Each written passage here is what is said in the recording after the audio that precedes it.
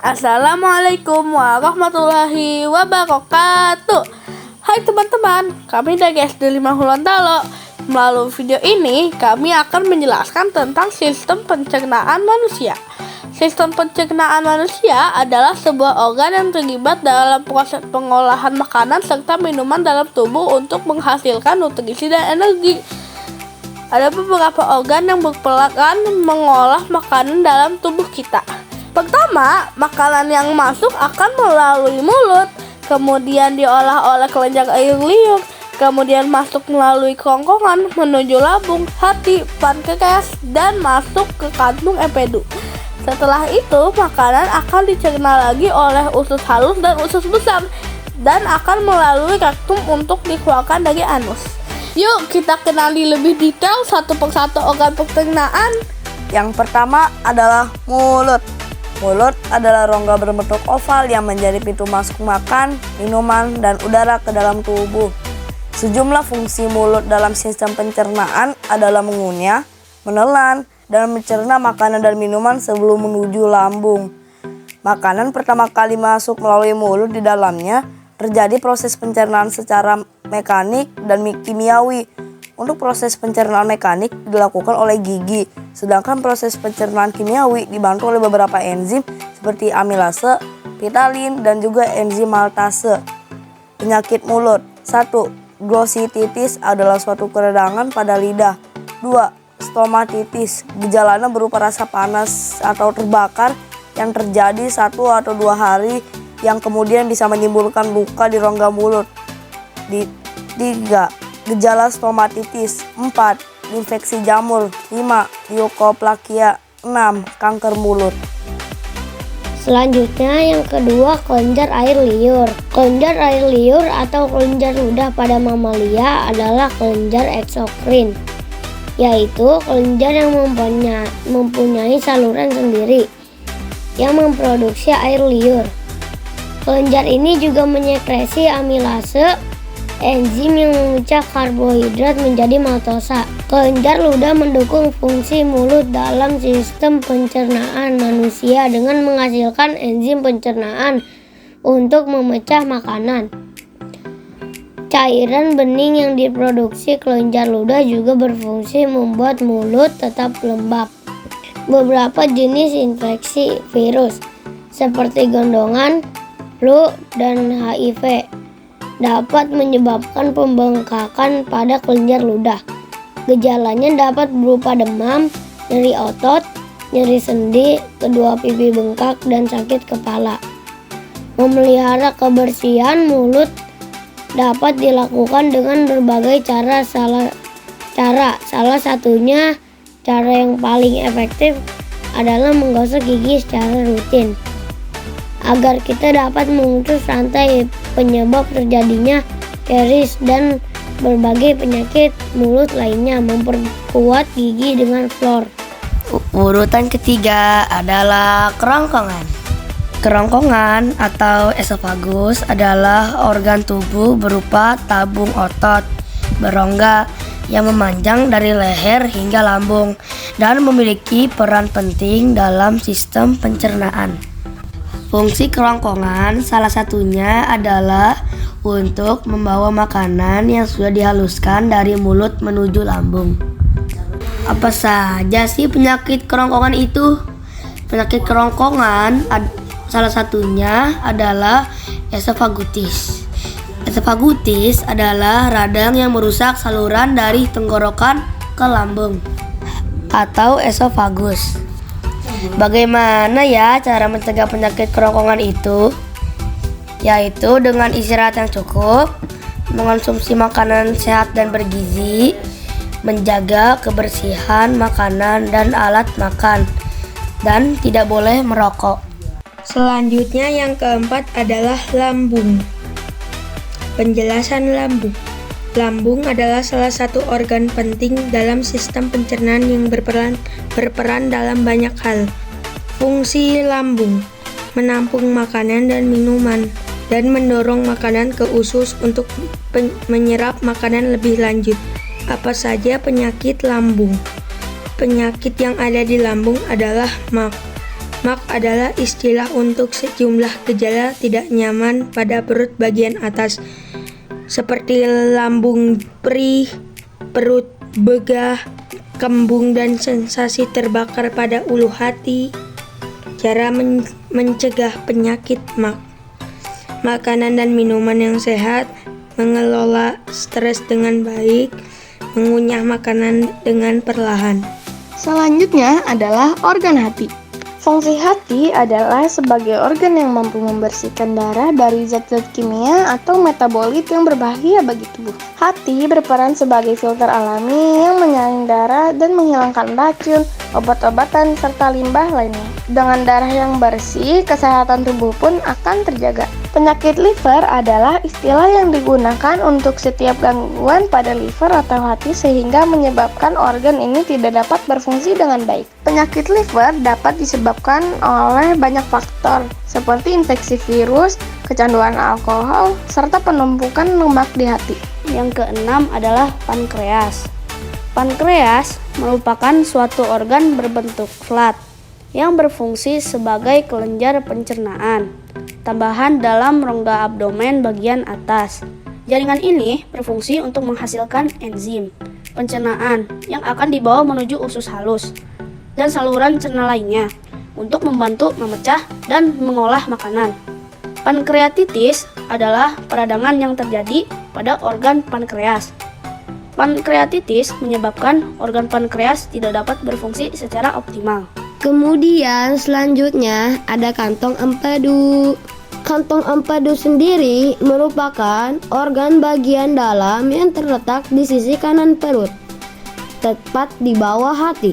Fungsi utama kantung ini yaitu menyimpan cairan empedu yang akan dilepaskan ke usus kecil sehingga dapat membantu proses pencernaan. Fungsi utama kantong empedu adalah membantu proses pencernaan lemak. Pada dasarnya, lemak memang sulit untuk dicerna lantaran tubuh manusia sebagian besar terbentuk dari air. Sedangkan lemak merupakan zat nutrisi yang tidak dapat larut dalam air.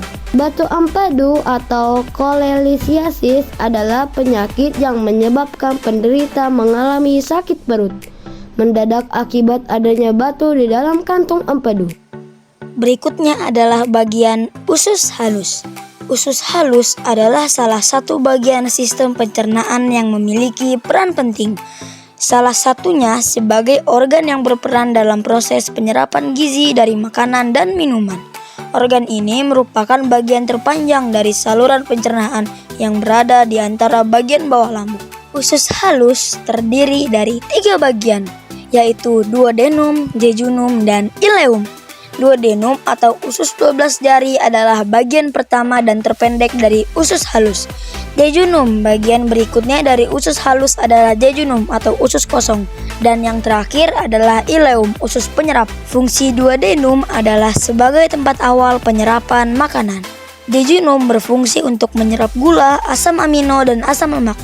Bagian ini memiliki panjang sekitar 2,5 meter dan tersusun atas banyak lipatan yang dinamakan villi, jonjot usus.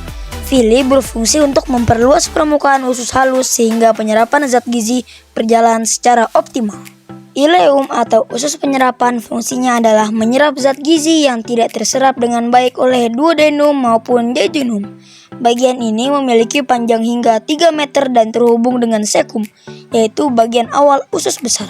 Penyakit usus halus. Beberapa gangguan kesehatan yang sering terjadi pada usus halus meliputi infeksi, pendarahan, obstruksi usus, sindrom iritasi usus, penyakit Crohn, penyakit celiak, dan kanker usus. Cara menjaga kesehatan usus halus bisa dilakukan dengan menerapkan gaya hidup sehat, seperti mengonsumsi makanan tinggi serat, yakni biji-bijian, buah-buahan, dan sayuran, serta mencukupi kebutuhan cairan tubuh dengan minum air setidaknya 2 liter per hari. Selanjutnya, makanan akan melalui usus besar. Usus besar adalah organ tubuh yang menjadi bagian akhir dari saluran pencernaan. Meski menjadi bagian akhir, usus besar memiliki peran penting dalam sistem pencernaan manusia. Lantas, apa fungsi usus besar dalam sistem pencernaan?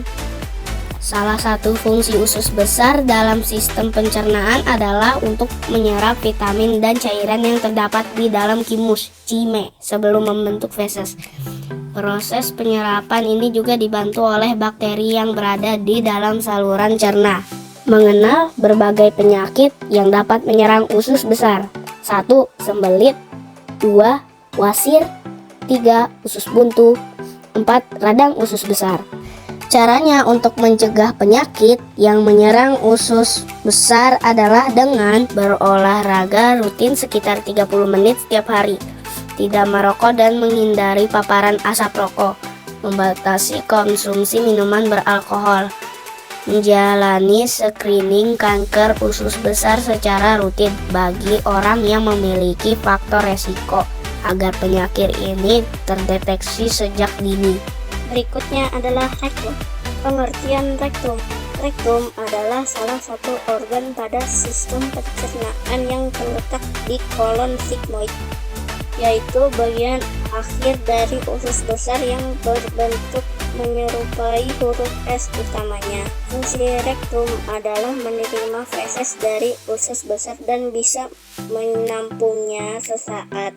Rektum juga memberikan sinyal kepada anus bahwa ada feses yang harus dikeluarkan atau harus tertahan sampai kondisi memungkinkan untuk buang air besar. Penyakit rektum. Kanker rektum adalah jenis kanker yang tumbuh di rektum, yaitu saluran yang menjadi di ujung dari usus besar. Rektum berada di ujung usus besar dan berakhir di saluran pendek yang menuju anus. Kanker pada rektum atau usus besar seringkali disebut juga dengan kanker kolorektal. Cara mencegah penyakit rektum: diet tinggi, serat, biji-bijian, buah-buahan, sayuran, kacang-kacangan, dan rendah lemak adalah dapat membantu mencegah kanker rektum. Yang terakhir yang dilalui makanan adalah bagian anus. Anus adalah lubang di mana saluran pencernaan berakhir. Fungsi anus dalam sistem pencernaan sangat penting karena ini menjadi jalan keluar feses dari tubuh. Organ ini terletak di bagian bawah rektum, bagian terakhir dari usus besar. Garis anorektal memisahkan anus dari rektum. Fungsi anus adalah untuk mengeluarkan feses dari saluran pencernaan. Dalam hal ini, fungsi anus pada lapisan atas berguna untuk menggali zat buangan yang akan keluar. Apakah berbentuk cair, gas, atau padat? Fungsi anus ini bisa dioptimal karena dukungan dari berbagai jaringan dan organ lainnya. Salah satunya adalah saluran anus. Ini adalah tabung dengan panjang sekitar 4 cm yang menghubungkan anus ke rektum, area penahan feses. Persimpangan antara rektum dan saluran anus ini bernama garis anorektal. Salah satu penyakit anus adalah wasir. Wasir adalah pembengkakan atau pembesaran pembuluh darah vena yang berada di sekitar rektum atau anus. Wasir bisa dialami oleh siapa saja, namun lebih umum terjadi pada orang berusia di atas 50 tahun. Umumnya, wasir tidak menimbulkan gejala yang mengganggu. Cara pencegahan: minum banyak air putih, perbanyak konsumsi serat, banyak makan sayur, buah, biji-bijian, dan kacang-kacangan. Hindari menunda buang air besar, rutin berolahraga, hindari obat-obatan tertentu, hindari obat-obatan yang memiliki efek samping sembelit. Contohnya obat-obatan yang mengandung codein. Hindari duduk terlalu lama, jaga area anus tetap bersih dan kering, terutama setelah buang air.